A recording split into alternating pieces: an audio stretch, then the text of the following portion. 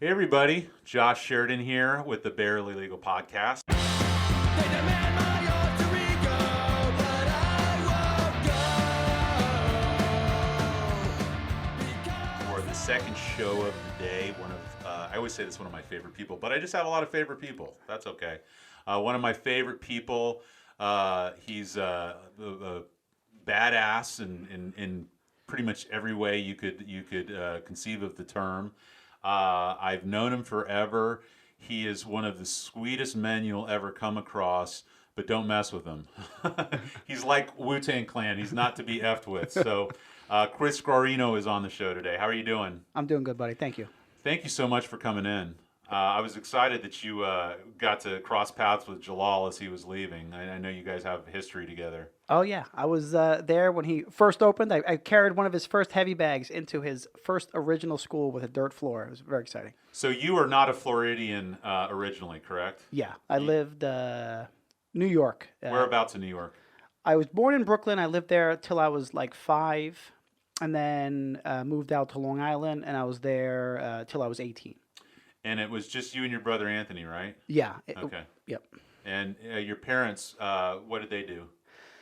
So I was raised by my grandparents and my Who I've had the opportunity to meet, right? Yeah. Okay. You know a few of them well. My great grandparents and my grandparents actually raised me.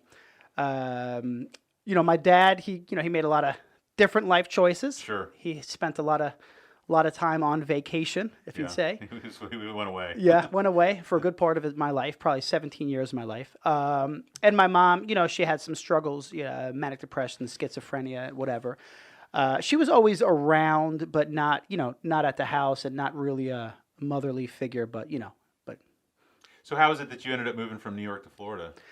My grandfather, he worked for Chase Manhattan Bank in New York, and then they had merged. They gave him a retirement plan, and I think he got a job consulting with Publix. So wow. Yeah, so he came down first, and then I came down shortly after. So you were already through with high school by the time you moved down here. Yeah, I had just graduated, and then within the year after I was here. Were you excited to move to Florida? Were you bummed to leave New York? What was that like?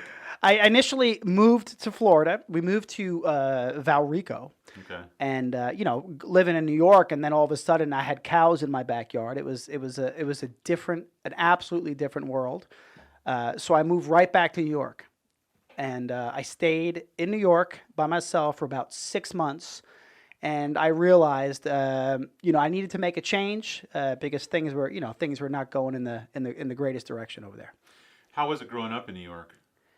I was blessed. I lived in Long Island, and it's a lot like Tampa. It's not. I was never a city guy. Yeah. We had houses like here. It's just kind of funny because the neighborhood that we moved to was a very nice neighborhood, but everyone from Brooklyn had the same plan. Yeah. They wanted to move their kids out of Brooklyn because they were getting in trouble, and Right. they wanted to move them all to Dix Hills, where we lived. They're just moving all the bad kids to Dix Hills. So now that's the area you don't want to grow up in. So ironically, there were these really nice neighborhoods, and we were considered middle class, upper middle class in today's society. But at that time, middle class. But even in those neighborhoods, we were not nearly the people who had money, Right. So of course, trouble finds trouble. So we all linked up, me and my buddies, my brothers. So we made a lot of choices in life, and I'm glad I'm here. Now, today, you are a black belt in Brazilian Jiu-Jitsu. You are a boxing instructor. They don't have, except for like championship belts in boxing. So Yeah. no way to kind of, say that. And then I don't know if you're yet an instructor, but God, I'd have to imagine you could be on firearm, safety, use, whatever. This guy's got a gun collection that would put the armed forces to shame. And I do want to talk about, because that I sit pretty left politically, and the left's kind of party line on guns. So, but I've found you in our exchanges to be very reasonable and very middle of the road, and just because you know how to use them and like them, I think you take a pretty practical and reasonable stance on them. You're not, too far in the other direction. So, but what is it that you picked up first? Was it boxing? I would have to imagine it was boxing because at that age, Brazilian Jiu-Jitsu, unless you lived in like California or training with Hickson, just wasn't around. Yeah, so when I grew up, my father, he was into boxing and my uncle. So even though I I mean, you're an wasn't, Italian in Long Island. yeah, It's like of course, it's like that's like seventh period in high school or it's kind of something. a natural progression. But believe it or not, I actually started wrestling first. I remember specifically I think I was in the first grade, and I had a gym teacher, and then one time he just laid out these mats, and he was like, "Take each other down," Yeah, and I had no idea what we were doing. But all I knew is I can grab everyone and I can bring them down. right. And so he recognized it and he contacted my grandfather and he said, I'm probably like 6 years old or 7 or something. And he said, this kid needs to wrestle. Well, physiologically, you are ideal in my view. I mean, you're not small, you're not big, you're not like when I say skinny, you're not skinny, but you are one of the most gymnastic martial artists I've ever seen. I don't know if they're still up, but we'll get to it. There's about 3 or 4 videos of Chris that are must watches.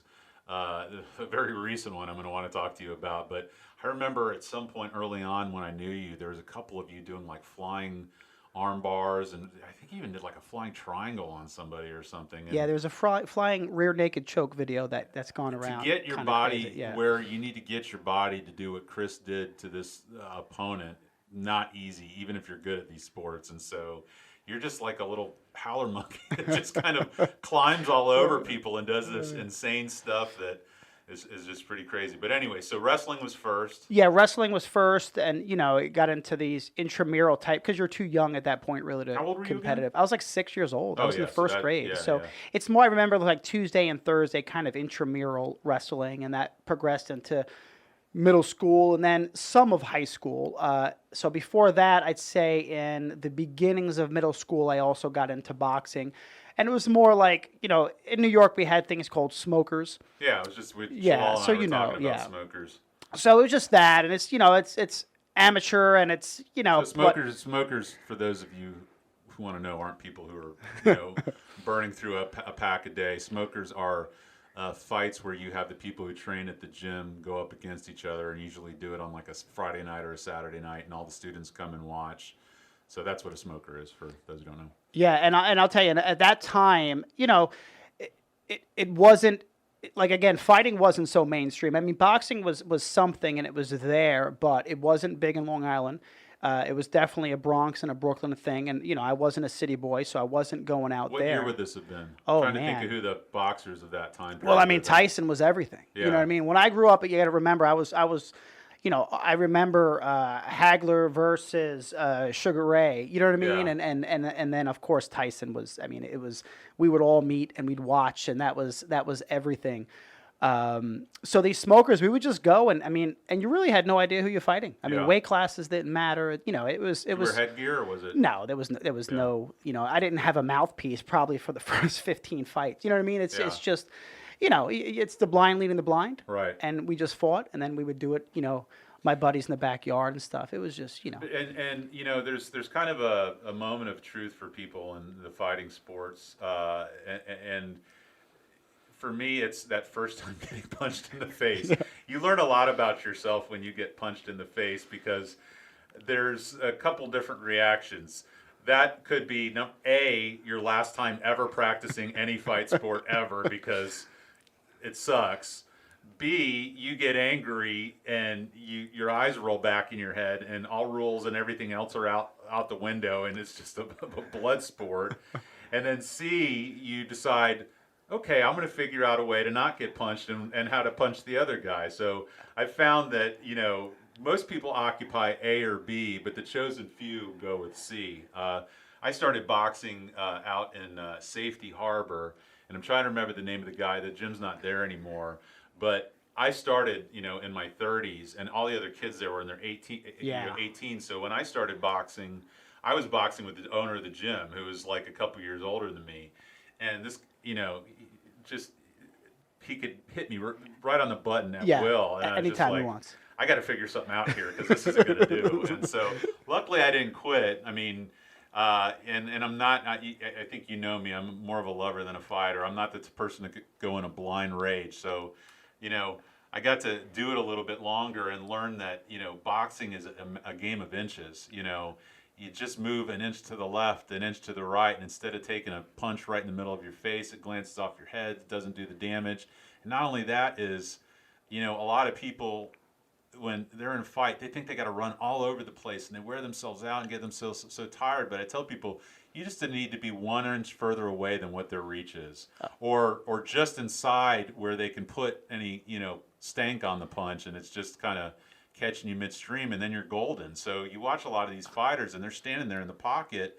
It's just getting enough out of the way. Would you agree? Oh, I'm yeah. saying that like I'm some champ. But Well, listen. I people probably don't know you the way that I know you, and it's funny because you're you'll always talk yourself lower than what you are, and this will go into more later when we discuss guns. But you're a proficient killer, and I know this sounds silly because you're a I big. remember when I got my blue belt, you said, "Congratulations, now you can kill 80% of the people in the world." I mean, it's the reality. You're a teddy bear, and we love you, and you're the sweetest guy ever. But the reality is this, that God forbid if you had to defend yourself or your family, you'd have the ability to do so with relative ease against an untrained person, which is 99.99999% of society. So, yeah, absolutely. Back to boxing. It's angles and fundamentals, and the reality is that when you become a high level boxer, proficient boxer, it's not so much about getting missing or not getting hit. It's getting hit the right way, because remember, if someone throws a punch and misses you, they can get that hand back to their body much faster. So what we do is we want you to hit us, but we want you to hit us the right way. We want that return to be much slower so that we can counter, because people are extremely vulnerable when they're extending and throwing the shots, right? Yeah. So if they're just 100% defensive, it's going to be a lot harder to take someone out. And then isn't it true too that there's a world of difference between boxing for points and boxing for combat? Oh, no question. Because you can get hit all day long in a boxing match for points, and you walk out of there fine. But if you're throwing full power punches, you watch movies and these guys are decking each other 30 times. Number one, you're going to break your hand if you hit somebody 30 times. That's right. And number two, you're going to get knocked cold or just be brain dead if you get punched 30 times. Oh, yeah. So, yeah. Enter jiu-jitsu. You get punched enough. I would believe you agree with me. Then it's like, I don't like standing up. Let's get on the ground. The greatest thing that ever happened to my boxing was learning jiu-jitsu. Because what happened was, all these years as only a stand-up fighter, and that's what I was for a long time, even though I was a wrestler, but wrestling is a very aggressive, physical, dominant type position sport, right? So all three of them are chess, or could they? I remember. I know it was Randy. Give me, who am I thinking of? Couture. Yeah, Randy Couture. Gotcha. I think he used the phrase kinetic chess. I don't know if he came up with it, Yeah. but it's physical chess. I would say boxing, wrestling, and jiu-jitsu. Arguably, jiu-jitsu being the top of the pyramid there, but it is an intellectual endeavor as much as it's a physical endeavor, in my opinion. Oh, absolutely. Absolutely. No question. Sorry, No, it's okay. No, it's okay. So what happened to me, as being only a boxer, right? Boxer/wrestler, which means I wanted to be on top as a wrestler. We don't want to be on our backs. So a lot of times, I'm for example, you and I, you got some decent size on me. If I was just sticking to boxing and wrestling, it's effort. You know what I mean? It's effort. It's going to take me a struggle to put you down, to hold you down, and control you. So the greatest thing that ever happened to my boxing was jiu-jitsu. Because what happened is the fear of going down is gone. Yeah. You know what I mean? It was always that kind of weapon in my back pocket, where now I'm like, I can freely throw my hands, feel confident, and God forbid if I get taken down, they're in trouble. And if any of you want to question that, I'm gonna link a video later on our page. Is it still out there, or has there been a cease and desist? No. It's been stolen and spread. Okay. So many It's times. been on all the fight. Yeah, it's everywhere. That's crazy. Have you become a celebrity because of that at all? Not a celebrity, but you get a lot of unwanted attention. I really, that part I kind of wish it went away. I mean, there's some There's one of positives. Hobson too, where this huge. Have you seen that one? Yeah, yeah, yeah. This huge guy. So there's all these stories, in especially jiu-jitsu, and we'll kind of go back through that in a minute, of people walking into gyms and wanting to test their mettle against the people there, or show that the owner of the school doesn't know what they're talking about, and most often they get it handed to them. Yeah. So kind of a similar situation with Chris, and then Hobson. So by the way, I said this. I think I said this to Jalal. I'm going to say it to you. Yeah. There's a lot of loyalty in martial arts. You are loyal to your school, loyal to the people that you train with, and that's a really, really big and important thing. So I did train with Ryan, and I love Ryan, and I met you through Ryan. But my education came primarily through Hobson, Mora, Armin, you, and then Tampa Muay Thai, who is Jalal that we just spoke with. I will be talking to Hobson at some point. He's in Brazil right now. And then also Lane Andrews and Anthony Kuntz, who are also teachers of mine. So I love you all. I'm wanting to promote you all. I'm arming you through and through, but Chris is a lifelong friend and one of the more interesting people that you'll ever come across. So I'm just putting that out there because I don't want to get any text or calls. Yeah. What are you doing? What are you doing? Well, first off, I get it 100%. You know what I Yeah. mean? I've been with Ryan for, so many years now. And he's a police officer. I ran into him in the court. I was like, "What are you doing?" yeah, he passed with County Sheriff. Yeah. Great guy. I'll forever, ever represent him, forever have his back, be there for him. What he's given me in this life is, I can never repay him. So I get it. I understand completely that loyalty. But, with me, you know me. I train everywhere. I go. I love everyone. You know what I mean? I just want it. I love our thing. I want to help people. I want to learn. I've been to Hobson a ton of times. I mean, he's amazing. Best in the world, some of the best in the world. So yeah, you got a great team, a great family there. Now, did you start with Ryan in jiu-jitsu, or?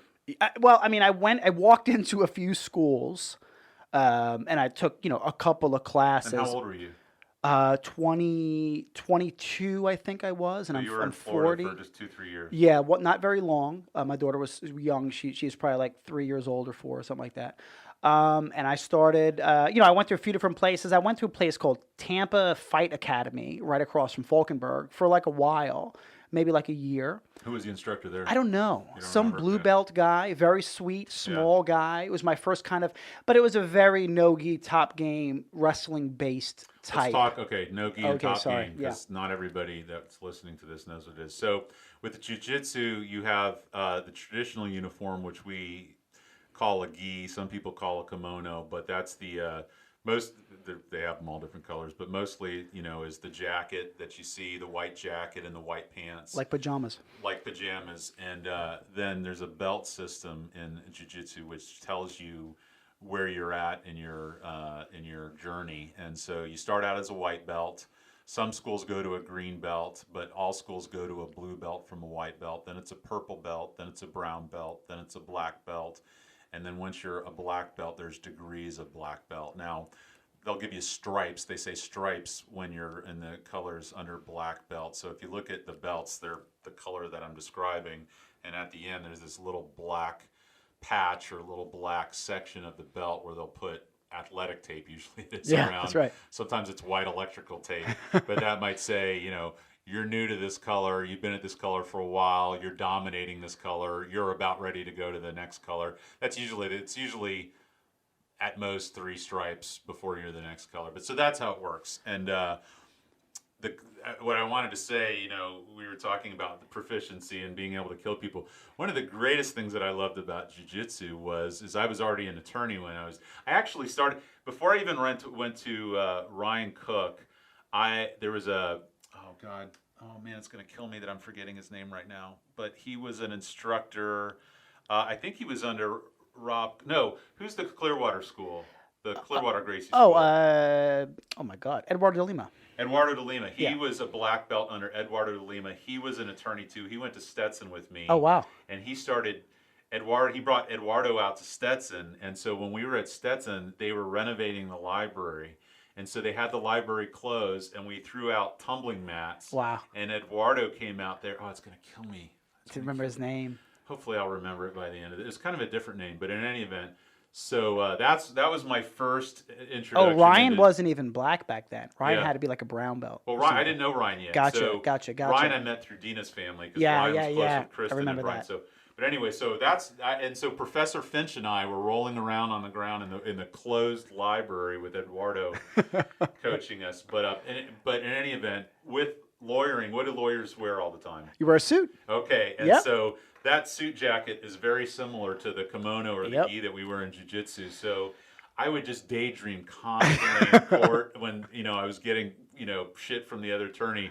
It's like, God, if I could just grab the lapels of your jacket, I put you to sleep in about 5 choke you seconds. down. So you're about to start the dreaded jiu-jitsu dispute. The gi versus no I'm gi. all day Oh, long. I But know. here's the reason why is because I'm a. I know exactly why. Why? Tell me why. Here's a reason, and here's a reality. And I'm becoming a gi player. I mean, I've always been a gi and no gi guys guy. like you go through a cycle. For sure, You for sure. start gi, go knee, Yeah, no gi, yeah, and yeah, come yeah, back to yeah, gi. yeah. So I mean, with age, we end up liking the gi because we can slow people down. With age and cardio. Hey, cardio. Which Be is nice. always, I don't Be think nice. yeah, you're being nice to me. I don't think cardio is a problem for Chris. I have tapped out because of cardio. Yeah. Probably as much as I've tapped out because I'm being put in a submission before. So Yeah. So the gi slows the game down for sure. So you can hold on to someone's lapel, you can hold on to their sleeve, you can hold on to the cuff of their pants, you can hold on at their thighs, there's all these different things, and it keeps people tight to you and not moving around so much. No gi, you got these guys, and Chris comes in like G-strings now. Yeah, barely, he wears barely. as little clothes as possible. And these little sweaty guys just are all over you, and you can't grab them. And when they have great cardio, it's just misery. It's misery For sure. for big guys like me. But, For sure. So that's why I'm gi. But I think. Well, tell me what you think. Do you think there's more art to gi than to no gi? So here's my perspective. Okay.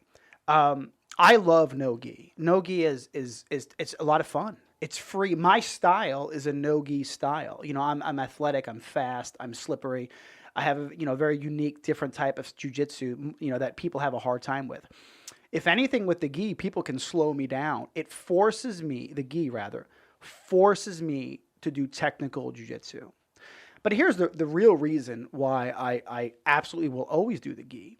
I can never imagine doing something and not mastering all of it. And that's very much Chris, by the way, if you don't know him. He doesn't go halfway into anything, whether it's jiu-jitsu, boxing, street bike, what do you call that? Cycling. Cycling, firearms, being a nurse. Is it a nurse? Can I Yeah, call it a nurse? yeah, Okay. I'm a nurse, yeah. Proud. Being a father. For sure. He is a metamorphosis. He becomes that. He doesn't stop until he knows the what, the why, the how, the when, the whatever. He just is all in, and that's one of the very appealing things about Chris. So anyway, getting back to why the gi is why you'll always keep training in the gi. Yeah, so my grandfather told me something years back, and he's the man that raised me, and he told me, he said, Chris, whatever you do in life, do it to the best of your ability. And he even told me, he said, if you're going to be a criminal, be a great criminal. Yeah. If you're going to be a upstanding citizen, be a great upstanding citizen. And no matter the job or the task, take it seriously and excel and be passionate about it. So that being said, I could never imagine doing jiu-jitsu for as many years as I have, and then having one glaring part of that jiu-jitsu where I'm a novice. You know what I mean? I couldn't. And that happens. I mean, sure. There's guys who are hell on, so top and bottom with jiu-jitsu, of course, you're on the ground. So usually one guy is on his back and the other guy is not on his back. He's either, there's in jiu-jitsu, when you're in the top position, you can be in the guard, which means have the person who's on their back with their legs around you. You can be in half guard, which means that they have both their legs around one of your legs. You can be in side control, which means that you're perpendicular to the person. You got your knees tucked up under their side, and you're securing their shoulders, their head, and all that. Knee on belly, which is where you got your knee kind of on their sternum and your other leg like a kickstand, and you're controlling them that way. What else? Mounts. You're on top of the person. You're sitting on top of them. the back position. You're taking the back, so you're behind them, and you got your legs kind of your feet hooked over their hips, and you're controlling their arms and their shoulders, and then. What's the 69 there? What's that called? Yeah. Does that have a name? 50 guard? 50 Yeah. guard. Oh, no, So you mean 69. You mean north-south. north-south. Thank There you. go. North-south. No problem. Don't say 69. Gotcha. Jiu-jitsu Yeah. class. So, so those are the basic positions. But you'll have guys who are very good on their back and horrible on top. You'll have guys who are very good on top who are horrible on their back. You have guys who are really good on the ground, but they don't know how to take anybody down or defend the takedown. Correct. So just within jiu-jitsu, there's a lot of areas to master. So what I run into, for example, is, you go against these high-level black belts, brown belts, purple belts, no-gi guys, right? And then they're lost. They're lost with the gi, And so to me, like anything else, I wanted to do it fully and completely. I came from Ryan Cook, which is a Gracie Baja background. How did you meet Ryan? Just walking into schools like you said? Or? Yeah, like I said, I went to a few different schools, trying some stuff out. I spent almost a year at this, Tampa Fight Academy. Nice guy. Not a ton of great jiu-jitsu, but nice guy. And we were fighting, so I was having fun. You know what I mean? I didn't know any better. And then I just passed. I was passing a school, and I saw it said jiu-jitsu and Muay Thai. And I said, okay, let me check it out. I went in there, and I mean, it changed my life. I mean, absolutely changed my life. Ryan, you've never looked back. I mean, you've never fallen out of it. You've gone full time ever since, which is pretty impressive because most people do what I do, which is either train for 6 months and quit, or train for a few years and then kids come in the way or work gets in the way or whatever. But I mean, it takes. What do they say? If you're going routinely, it takes about 10 years to get your black belt, right? Yeah. 4 days a week, 10 years is a fair. It's a good average nowadays. Well, over time. You say I keep going. It's a curse and a blessing. The reason why I find myself. People say I'm compulsive. About things like you mentioned, that's true. cycling and and guns and whatever else.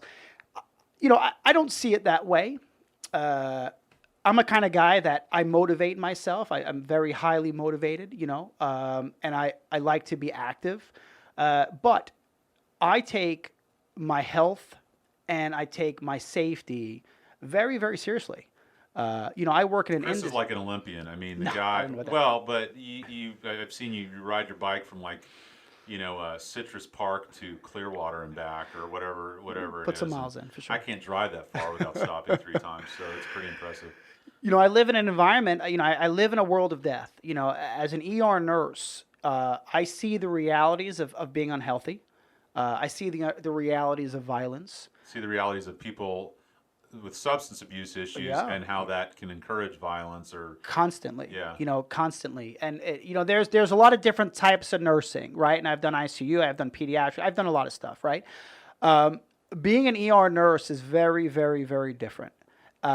Being in the ER in general, you don't have to be a nurse. You can be a medic, a doctor, whatever. It's very different because you see the real. Your boots on the ground. Yeah, I mean it's Have you ever done ambulance stuff or no? I never did. Okay. Gratefully, it's I've not heard for horror stories about yeah, that. no, not for me. God bless those guys and girls who do it. They come, they bring me patients all the time. Yeah. I don't love them all the time, but so being in the ER, it's a real reality. So because of this, it really, I don't know God, who he is, and who she is, whatever.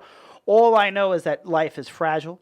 And, in my mind, I have one to live. So I lived a life of like 3 or 4 people, Well, not only that, but I think one of the ways that we're very much alike is we are probably on the high end as far as passionate fathers. Like, oh, yeah. I see you with your boys and your daughter, and it's, you kiss everybody. I mean, you've kissed me in court before. So it's a kiss on the cheek and a hug and all this other stuff. He's a softie at the same time as being a badass. But I know you love your family and are very kind of protective of them. Oh, so, I definitely can identify with you in that way. So, you've had your black belt for a couple years now, right? Yeah, I just got my first degree, first stripe, December. So you get that in 3 years. So I've had it now 3 years in December. God, it's crazy. Or October. Around When I there. met you, I think you were a purple. Maybe a blue. Maybe. I don't think you were a blue. Oh, and I maybe was a blue purple. at the same time, Oh, but okay, yeah. But there's one purple. day I can remember when my office was down in down on Franklin Street, Jackson Street. You drove to the office. We hopped in my car. We went to Hobson School when it was out there on Manhattan or Henderson at I remember. Anthony's place. And you're sweet as pie, but it was just like, oh man, I've got a long way to go. And then of course Jason Scarborough. Where's Jason living? Is he in Texas? Is he in Texas? I think he's in Texas. Well, let's say we love Jay if he hears this. Yeah, we love you Jay. can't talk about Ryan Cook and Chris Guarino without talking about Jay. Jason Let me tell you Scarborough. about Jay real fast because I think it's important, right? My first jiu-jitsu tournament ever. By the way, I've been training not long with Ryan at that point. And Jay kind of took me under his wing and I said, hey, I'm going to compete. And at that point, I've wrestled a ton. I've boxed, an absurd amount. I wanted to do jiu-jitsu. And I remember, it's so funny. And to the outside world, if you know, Jay's what, 6'5", No, Jay's 6'4", 6'2". How tall are you? 6'3", 6'4". Everyone's 6'5" compared to me. Yeah. So Jay's big, and he's not a small guy. He's a Texan, too. Yeah, big old. Anyway, long story short, he let me borrow his shorts. I'm 5'7", 154. Okay, so anyway, he let me borrow shorts. He showed me where to buy my first gi, and he was right there with me. My first and only, my first tournament at that time, and he stayed with me all day long, and it meant so much to me.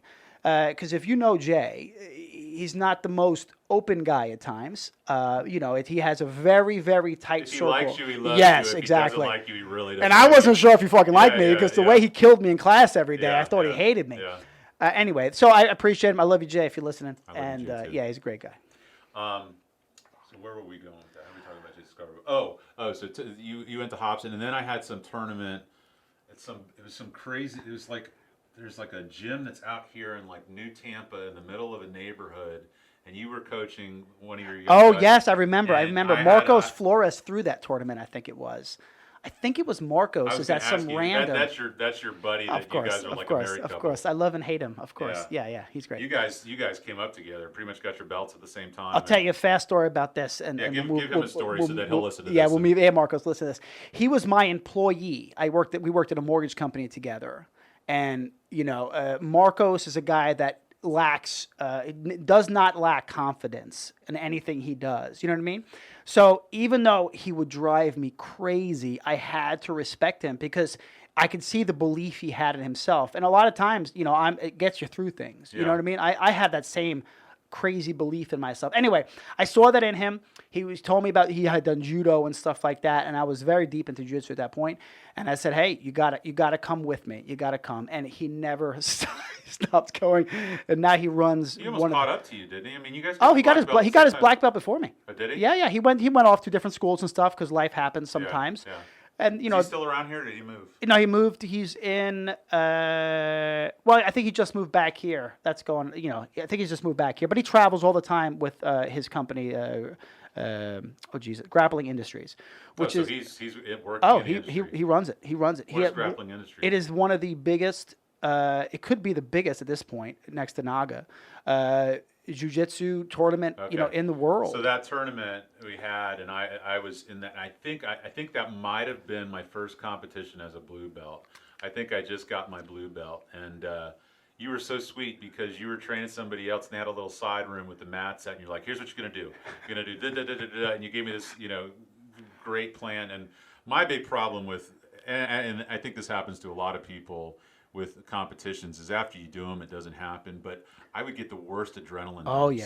yeah. I would be so confident in class, and I would, I was never the best. I was never the worst. I definitely had parts that I was good at, but, I wasn't afraid of anybody in the class. And I could hang in there during matches. But I'd get into these tournaments, and, I couldn't feel my hands. Oh, yeah. I would start, it was just crazy. And, anybody who competes and does jiu-jitsu will tell you, after a while, that will go away. For sure. But I was right in the thick of. I remember the night I got my blue belt. Marcelo, what do we call him? Marcelo Henrique? Pedapano Cruz. Is that what you're talking about? Pedapano? No, this was a Marcelo that trained at okay, Hobson. Gotcha. He put me to sleep the night I got my blue belt. He's like, "Welcome to blue belt." Welcome. Yeah, and I remember I was. Have you ever gone out? Oh yeah. Okay. Yeah. So it was nighttime class, and I didn't have any kids yet, and we're rolling around. And I used to love Marcelo because you have those guys that you roll with. And so when you train jiu-jitsu with people, when you're sparring, you call it rolling. So, you roll with a bunch of people, but do you ever have those guys that you just love to roll with? Oh, Because of you guys course. just, Of course. you're moving through all the positions. Yeah, Like yeah. no one's going too hard, no one's Yeah. going too light. It's pretty even. For sure. You're getting to work your game. That was Marcelo. I just loved. He was a Brazilian. I loved training with him, and he was ahead of me. But then all of a sudden, I had this dream where I was eating like an ice cream sandwich. And something about this ice cream sandwich, I couldn't bite into it. I just couldn't bite into this ice cream sandwich. I was like, what's going on? And then slowly, like, the blood came back to my head, and I was chewing on my mouthpiece. So the ice cream sandwich in my dream was my mouthpiece, which shortly thereafter I stopped wearing for that very specific reason.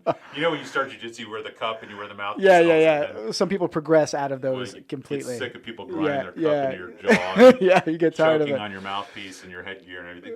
By the way, public service announcement: never mess with a person with cauliflower ear. Oh yeah. I If guess. you see the picture, Chris, and I hope that's not offensive to you. Oh, no. The quickest way to know that someone's gonna just dust you is if they got cauliflower ear. If you don't know what that is, look it up. But in any event, so that was my night as blue belt. But anyway, you were so sweet to train me before that one and that one other class.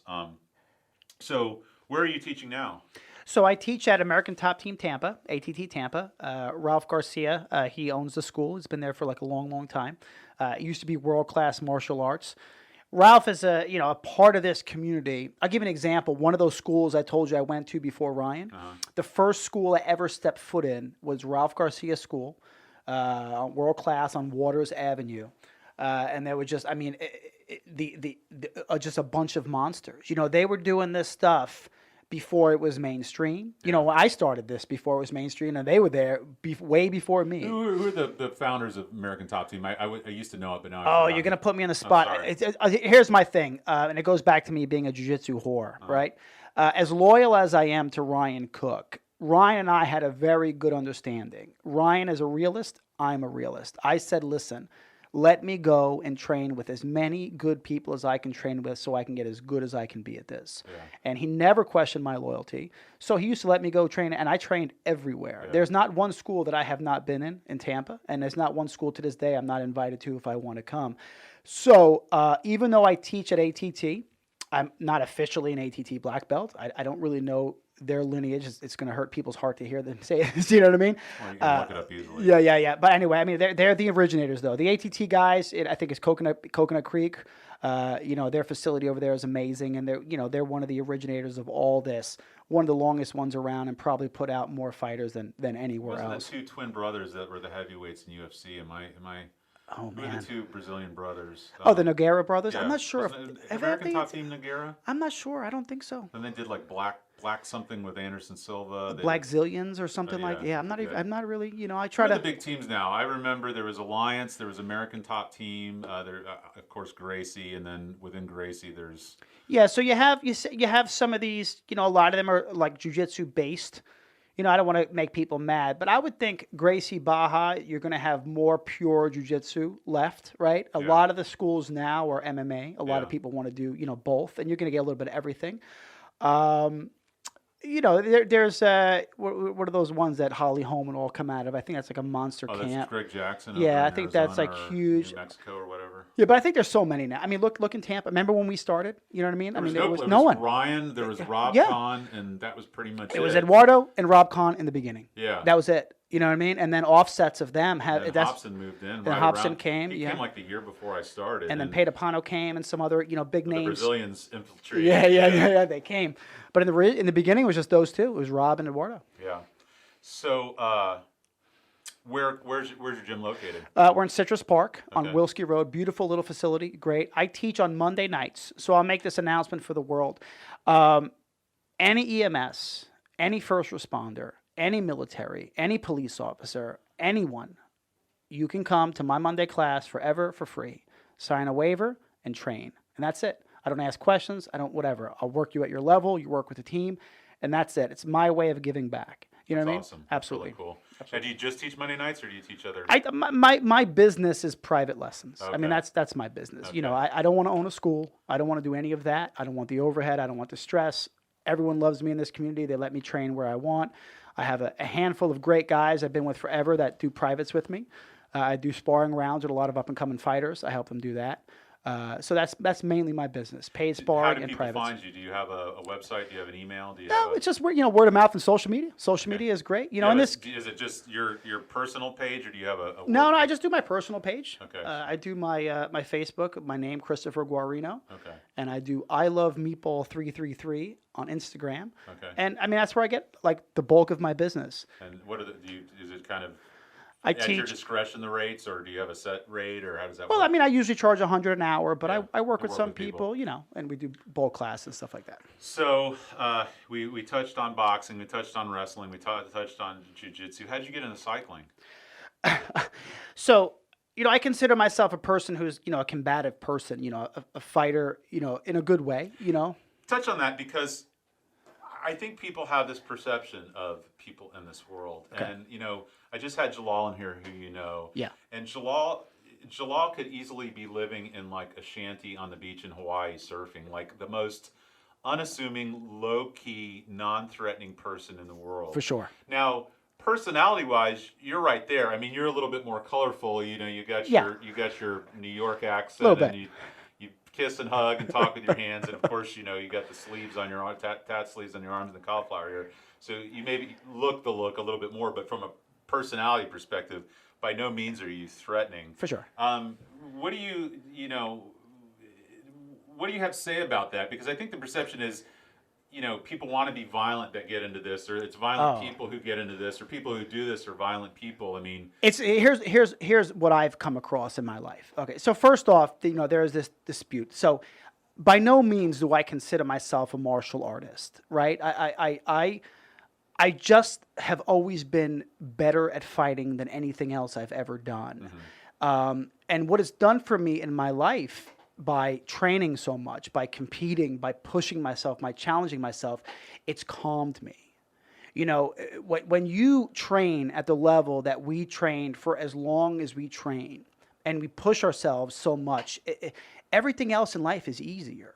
You know what I mean? A bad day at work is nothing can get, compared to getting your, orbital socket broken and your Right. nose broken and have teeth you had your knocked orbital out. broken too, right? Yeah, my orbital, Yeah, Jalal had his yeah. orbital broken. I've never had I think I've had my nose broken. Yeah. I've been knocked out with a kidney shot before. Miserable. I've been choked unconscious. Yeah. I've been punched in the face multiple times. Here's the Never had the reality: orbital if bone broken. you train and you fight long enough, Things are gonna the happen. injuries are going to Finger in the come. eye, yeah. At the time that we were fighting, headgear was non-existent. These smokers, we would just go and fight, and it was dumb. And you're young, and you think you can do anything. But I mean, massive injuries. I've had, I broke my jaw, my orbital socket, my nose. I've torn my retinas twice. I've broken. I mean, everything. On and on and on and on. But what it does, and here's the truth of it, what it does is it calms your mind. Yes. I don't want to fight. I don't want to fight anyone. You know what I mean? I just want to enjoy my life and enjoy my day because I get all that out. And like, for example, I'm a nurse, and listen, and people who work with me know, I have never had a bad day. I don't come in a bad mood. I'm always smiling, loving, I and don't think I've ever seen you in a bad mood. I've just, I and don't. I've been with you through Yeah, some dark shit, yeah. and even then, I don't think I've ever seen you in a bad It's a mood. decision Yeah. that you make every single day to, like I said, you got to enjoy your life. And I do. And I love my job. And fighting has given me this gift because, listen, when I was younger, I was aggressive. You know Yeah. what I mean? I could not, to me, if there was a verbal altercation with the man, it was a fight. I knew no different. Yeah. And as I've aged, that goes away. Verbal jujitsu. Yeah. It's huge. What do they call it with the police? I think they call it like Verbal de-escalation, or yeah, I'm not. I think they call it verbal judo. Or Oh something yeah, like yeah, that, yeah, you yeah, know? yeah. So what it's done, and what I see with high-level fighters, people who train for long periods of time, whatever you want to call them, okay? What I see is these are the calmest, nicest humans you can run into. I mean, look at Jalal. True practitioners. True practitioners, not for dickhead, sure. yeah. Not the Instagram guy that has 2 fights and now he's, Conor McGregor. Yeah. We're talking about the guys who dedicate their life to this, the guys who put in the time, 10 plus years of this, compete, test themselves, train every day, don't disappear. These humans are just kind. Yeah. They're just kind, and they don't that part of them is tame, if that makes sense. And I've never come across a guy that's been a lifelong fighter who is a terrible human or a Yeah. bad. It just doesn't. They don't come together. Well, you never see more men hugging each other than you do at jiu-jitsu. Absolutely I mean, right. at jiu-jitsu, it's not uncommon to have your best friend sitting on your face. For sure. Have your best friend's crotch in your face, or to be, snuggled up behind him. And for those of you who that's, an aversion to them, you get over that really quick. Oh yeah, for sure. I don't know if adding the potential for being choked unconscious kind of makes everybody cool with it, but it's so much camaraderie, so much love, and I just formed so many relationships. And for me, when I started, and I mentioned this with Jalal, it was probably the first real struggle that I had in my life, which was when my mom was diagnosed with cancer and was told she was going to die.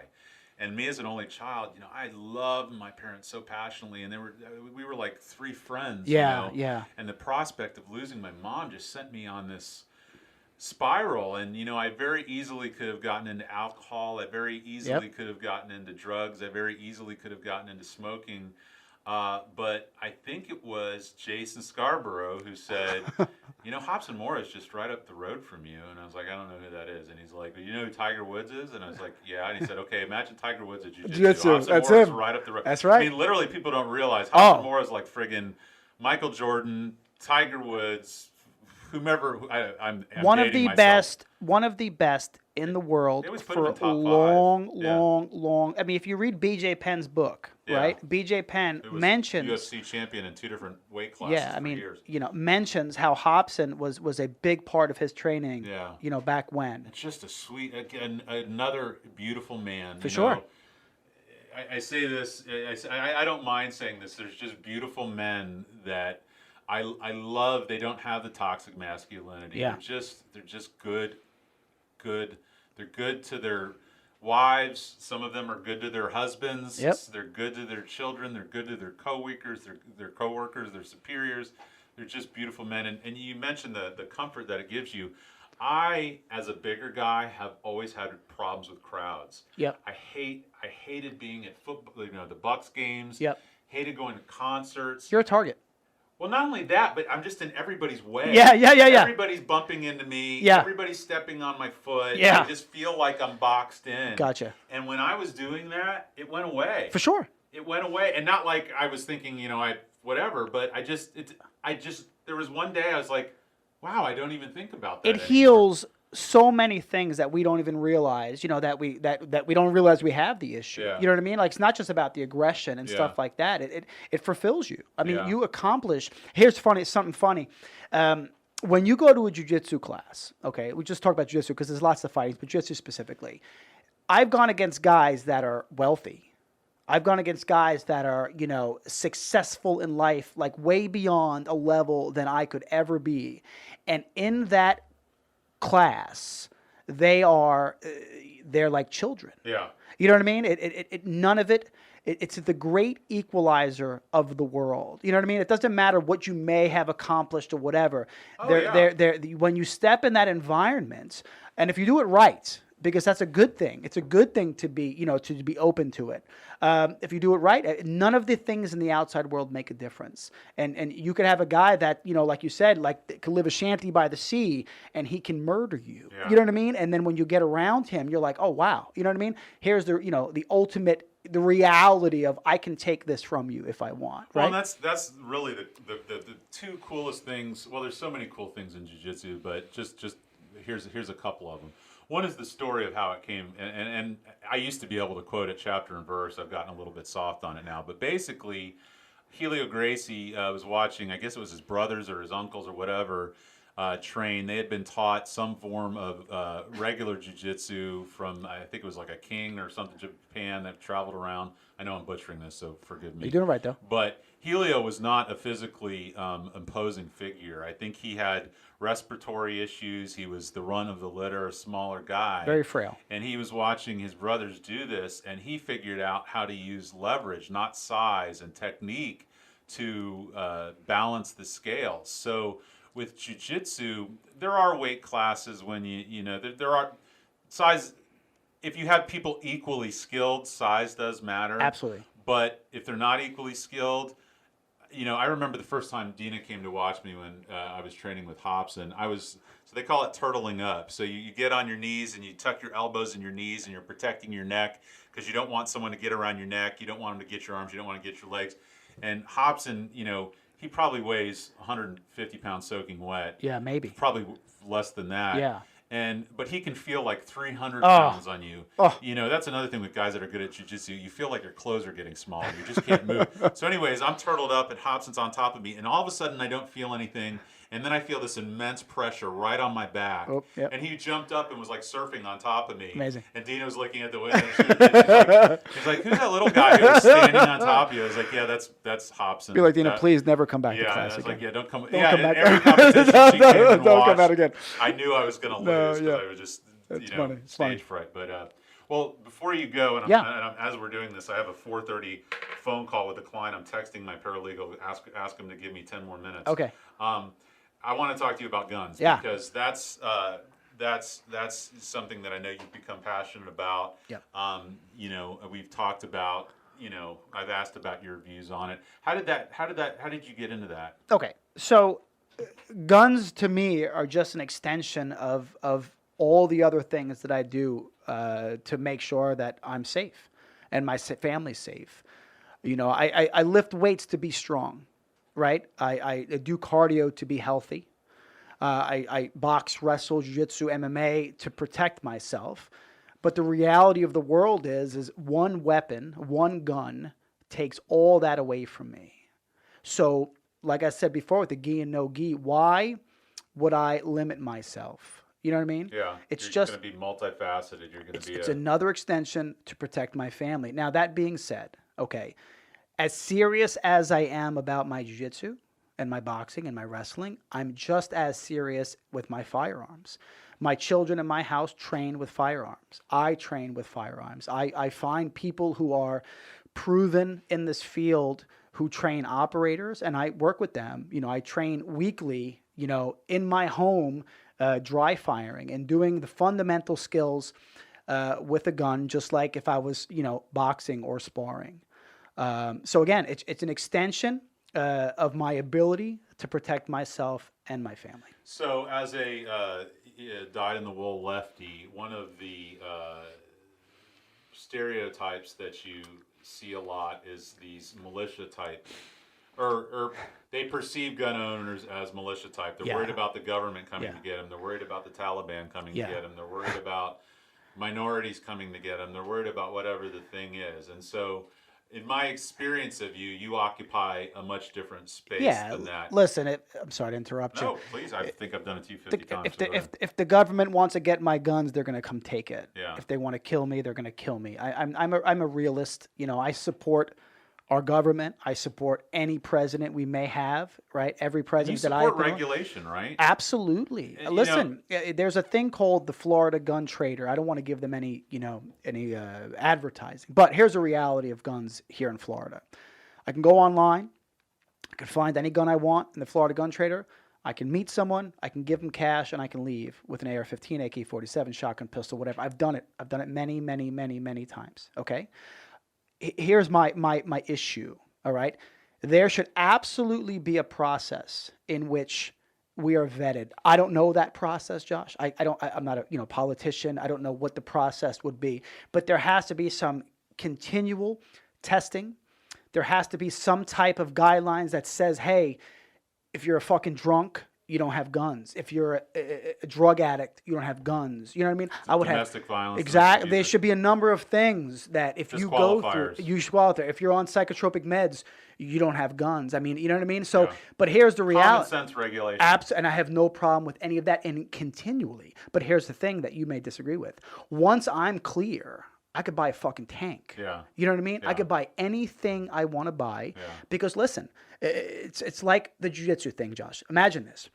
You're a blue belt, and God forbid if someone came into your house, God forbid, and you didn't have a firearm and they didn't have a gun, you could kill this person with your hands and your skill set as a blue belt with your size. It's a reality if they're not trained, okay? As a black belt, I can do it maybe a little more proficiently, but I can do it as well. Can you imagine someone telling me at blue belt level that you're can't train not to be a allowed black to belt. train anymore? Yeah. Because you know why, Chris? You're too dangerous now as a black belt. It's just, to me, I view it that way as safety. I'm not going to get into the definition of an assault rifle, Yeah. It's okay. or armor piercing bullets, For sure. or bump stocks. Got it. Which are trash, by the way. But go ahead. But those things you think if you're cleared should be. So let me tell you. Okay, just a quick breakdown so that we're clear. Okay, I have a property of 3 acres. You've been on my house. It's about, let's say, 300 feet from my window of my bedroom to my gate. I have cameras. I'm not going to give the address, but I love where Chris lives. He's got his own damn lake in the backyard. He's got this little Wiccan, like, he's not a Wiccan, but he's got this fire pit with all these cool chairs around. And it's such a great lot. We live. So anyway, I have a gate, and I have I have space between my gate and my front door. Okay, anyone who's proficient with firearms understands a 300-foot shot with a pistol is difficult. I mean, beyond difficult. It's tough to hit somebody. It is very, if you're not very. spraying and praying. You only have 2 points of contact with a pistol. You have your 2 hands, and unless you train, and listen, I train and I suck. You understand what I'm saying? I would have a very hard time hitting some. So what does that mean? That means a car pulls up at my gate and 2 guys get out with shotguns, which are legal. Yeah. Legal. Yeah. 3 rounds, 5 rounds, shotguns. So now you're telling me. And you don't have to be good with a shotgun. No. Yeah. If they just get close enough to me, I'm dead. Yeah. So now I'm going to get my rifle. I'm going to get an AR-15 with a 2.23 round or 5.56 round that are, small round, but effective. But here's the reality. With a rifle, I have 7 points of contact. I can secure a shot at 300 feet without a problem at all, Josh, under pressure. You understand what I'm saying? It's a tool. With the ground, 7 points of contact? Yeah, for example, if in training with a rifle, you'll learn. It's even a novice can shoot a rifle well fast. I shot a sniper rifle when I was in college because it was a fair with law enforcement, and they let people go. Yeah. And there was this gun that had a tripod on the front of it with like Yep, shocks. yep. And the stock you could actually fit your hand into. Yep. And it just sat on your shoulder in this scope. I don't think I'd ever shot a rifle before my life. And in like 2 football fields, I got within like 2 inches of like a quarter. Gotcha. The gun did like all the work itself. It's a tool. And when I say rifle, I'm talking about my AR-15. Yeah. I'm talking about Daniel Defense AR-15 with an aim point, which is a red dot. And here's the reality. It's a tool. It's a tool that if I need to place something at 200 feet, 50 feet, 15 feet, I can shoot accurate, reliable shots. And here's the thing. And I don't have to worry about only 7 rounds. Because again, you're limiting my ability to protect my family. Right. Now, if I want to have, many of those rifles, if I'm a collector, that should be my decision. As long as I'm a responsible gun owner, I keep them well, which means locked away safe. Do all the steps that you should do as a gun owner. But again, people understand a pistol it's not just unfortunately in this society. Especially if somebody's moving. It's of course, it's impossible. Yeah. 7 rounds at 9 millimeters. You might get lucky or unlucky. And again, here's something else. You shoot someone with a 9 millimeter 45, they're going to keep coming unless you hit 2 different spots. They're hard of their head. So again, I feel, me for example, a good law-abiding citizen, I want to do everything I can to protect my family. And I want to have the best tools to do that. And if that means it's an AR-15 with 30-round magazine, absolutely. Can I ask you a question? Yeah. And I say it with no ego, no condescension, and no offense at all. But I really just want to know the question because I wonder about this. Do you think? I don't know how to. I'm going to apologize. You could just ask. I love you. You well, can ask anything. It's going to sound. No, it's that's going okay. to sound snarky, and I don't mean It's it okay. to. But It's okay. Do you feel that the world is out to get you? Do you feel that the world is a dangerous? Fuck no. Well, it's a dangerous place for sure. But is the world out to get me? No. Okay. Am I more trained than 99.9% of this world? Absolutely. But I think, unfortunately, I had just. I mean, a few months out, I think my point was proven. I live in a. So this is where I want to end. Yeah. So we'll go fast into this. Yeah. I live in a nice neighborhood. You've been there many times. Yeah. Good area. No issues. No nothing. I come home with my daughter one day, and there's a guy obviously high on some type of drugs and some type of mental psychosis. Are Something. you a DRE? Did they teach you drug recognition? Of Like course, how I mean you, we live it. yeah. Like as an ER nurse, let's So just you be can clear. plus or minus tell what somebody's on. Listen, not only that, we can, by your mannerisms, I know this is cocaine and or meth, some type of amphetamine type psychosis and or mental health issues. Either way, fucking dangerous. Yeah. Okay, and I deal with these people consistently. And ER nurses, doctors, medics, we deal with these people, and it takes 5 and 6 of us to hold down the 160-pound guys. So, and this is a reality. So on my street in a good neighborhood, and there's video on there, everyone's seen it. A lot of people have seen it. Yeah. I mean, and it's crazy. And you only have a portion of the video anyway. There's guy. 2 different parts. Yeah, I only. Well, I'll tell you. Sure. Yeah, there's things earlier that happened that you and I discussed privately anyway. So the guy basically came after my car on my daughter's side, trying to attack her. I was able to get past him, get onto my property. He continued to show this crazy erratic behavior. He was bigger than you.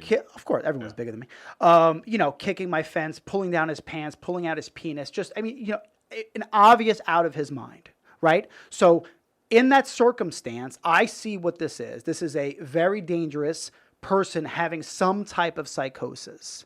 Now, I'm fine. I'm comfortable. I've called the police. I've done all the things I need to do, right? During that process, he's not on my property. He's in the street. Now, my 72-year-old neighbor comes out and hears this going on. This guy directs his attention from me and starts going directly to my neighbor. So, it forced my hand to get out and get in between them. And as you see in the video, I mean, my hands are up. I'm telling him I don't want to fight. I understand there's going to be a confrontation. I'm very calculated in what I do. Every single thing I did in the altercation was thought out and experienced over and over and over between my jiu-jitsu and fighting and my experience as an ER nurse with these types of people. So the point of the story is I was able to control him without hurting him, without... It's such an amazing video because it just speaks so much to everything that we're talking about. Here's Chris, a rational, smaller in stature human being dealing with a guy who's, clearly out of control based on whatever, drug it is that he's taking. And Chris is able to very easily subdue this individual and basically could have just destroyed him. I mean, really destroyed him, and he doesn't. Chris is sitting on top of him while he waits for the police to get called. I think it had just been raining or something. There's mud or whatever. Chris is actually sitting there checking the guy for injuries and wiping mud off of his face as he's sitting on top of him saying, "Don't move, the police are coming." Yeah. And I mean, God, if there's not a sales pitch for jiu-jitsu, this video, video is it. So it really just is such a great illustration of what I love about the sport, what I love about the practice, the art form, and what I love about Chris, because it's just so anyway. And I appreciate it, but here's the part that everyone is, it's very exciting, and it's nice that he didn't die, but here's the reality. My 72-year-old neighbor is on warfarin, a blood thinner, okay? And this is a lot of people who are older. That guy punches him in the face one time, and he hits his head in the concrete. He's dead. Yeah. He's dead. Yeah. Okay, my daughter's 95 pounds, Josh, okay? And she's home a lot often. She's 19. She's by herself, okay? Yeah. So it goes back to my thing. That man or my daughter, how are they going to stop this guy? Yeah. How? And we're not talking, Josh, we're not talking about, oh, you got punched in the face. I'm talking about they're dead. Yeah. So those are the times in a good neighborhood where I have to say that I want to give my daughter, my neighbor, law-abiding citizens the ability to protect themselves. So yeah, a pistol might have worked. For sure. Absolutely, it would have worked. You know what I mean? But you were able to take a less restrictive measure. And I have that skill set to do with time and dedication and training, but a lot of people don't. So again, I'm not some pro-gun guy. I'm not this, Second Amendment nutter. I'm really not. Chris he'll always text me, and I love talking to him because we're able to find a mutual understanding on things, even if we come at it from a different angle. And so I really always appreciate your views on things. And so anyway, my client is going to fire me if I don't call her soon. Don't get in trouble. I think we've done about an hour. Thank you so much, Chris, for coming in. I always love talking to you. It was very nice of you to do this on short notice. I think we could probably talk for 10 more podcasts on this thing. So anyway, you said you put out your email earlier. You said where people could find you, and Yep. I'll post that link that we're talking about. I appreciate it. Thank you so much, All buddy. right, take care. Bye.